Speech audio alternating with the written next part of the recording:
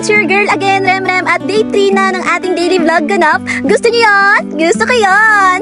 At yun na nga mga ka-OAT, medyo inaantok-antok pa talaga ako dyan habang nagluluto dahil puyat na naman ang OAT nyo kaka-edit ng mga videos. Ginusto ko to kaya panindigan natin. Hoy! At ito na nga, niluluto ko na itong fishball, kikiam at kwek-kwek na paninda namin. Tapos meron din pala kaming siomay. At itong siomay pala ay dito na lang namin niluluto sa kalan dahil nasira nga itong steamer namin. Tapos nililipat na lang namin siya para makita ng mga OAT na yan. Hoy!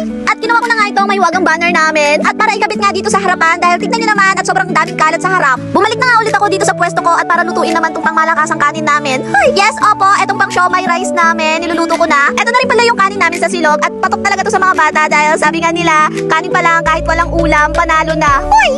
At ayan na nga ang mga batang OAT na yan, bumibili ng mga siomay rice. Kaya sana balang araw mga OAT na to ay magkaroon na ng ibang pwesto. Hoy! At nang tanghali na nga mga ka-OAT, naisipan na namin paliguan tong mga pamangkin niya dahil umalis nga pala ang mga magulang nito at kami lang talaga ang bantay dito. Nagluto na rin pala ang asawa ko nitong tokwa sisig at ito yung ulam namin ngayong tanghalian. Grabe, ang sarap! Hoy! Dahil nga aminado ang OAT na to sa aming dalawa, siya talaga yung may talent sa pagluluto. Hoy! At ang OAT nyo na to ay tagakain lang talaga. At may bata nga dito na nakasilip at ayaw lumabas dahil baka daw makita ang ano niya. Fast forward nga mga ka-OAT at paggabi na naman at ito yung asawa ko kakarating lang galing palengke. Sinalubong ko na nga at para maipasok na tong mga dala niya. Minsan mga ka-OAT sasama ako mamalengke para naman nakita nyo kung saan kami namamalengke. Sa pagtitinda nga talaga mga ka-OAT, isa din ito sa isa sa mga nakakapagod talaga ang mamalengke. Pero bawal nga magreklamo ang mga OAT na to dahil nga may goal tayo, ang yumaman. Hoy! At pagkatapos nga namin magsara ay sinamahan na rin namin tong pamangkin niya na bumili ng kanyang ulam dahil siya na lang talagang hindi kumakain. At itong pamangkin niya na nga to ay hindi makalimutan ng intro ko, nakiki-intro na rin. Hoy! Ay, mga OAT.